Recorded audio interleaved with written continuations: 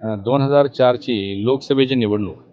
मी निवडणूक लढलो आणि खूप कमी मतानं मी पराभूत झालो आणि मला वाटते त्या निवडणुकीनंतर एक महिन्याभरातच मी दादांना भेटण्यासाठी आलो होतो. कारण मी सगळीकडं माझे आभार दौरे सुरू होते आणि आभारासाठी मी त्यांच्या घरी इथं आलो होतो आणि त्यांनी मला सांगितलं होतं की या ह्याच्यात पराभूत झाला म्हणून निराश होऊ नको.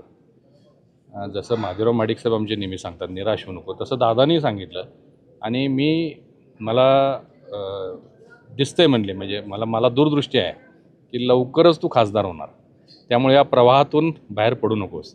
आणि तसंच झालं. आम्ही या प्रवाहात राहिलो. 2009ला शक्य झालं नाही, परंतु 2014ला मी लोकसभेमध्ये कोल्हापूरमध्ये निवडून गेलो आणि निवडून गेल्यावर सुद्धा मी दादांना भेटायला आलो होतो, आभार मानायला आलो होतो आणि अनेक वेळा भेट व्हायची. मी आमच्या काही कार्यक्रमानिमित्त पत्रिका द्यायला मी त्यांना भेटायचं. मध्यंतरी अलीकडंच मला वाटतं एक 2-3-4 महिन्यापूर्वी विमानात आम्ही दोघं एकत्र होतो आणि गप्पा मारत आम्ही विमानातून कोल्हापूर ते मुंबई गेलो होतो.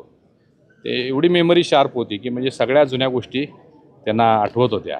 असे महान व्यक्ती आहेत. खूप कमी लोक असे जन्माला येतात आणि त्यांचा जन्म आणि मृत्यूपर्यंतच्या या सगळ्या कालावधीमध्ये खूप मोठं काम समाजासाठी ते केलेलं आहे. त्यांच्या आत्म्यास शांती लाभो अशी परमेश्वरचरणी प्रार्थना.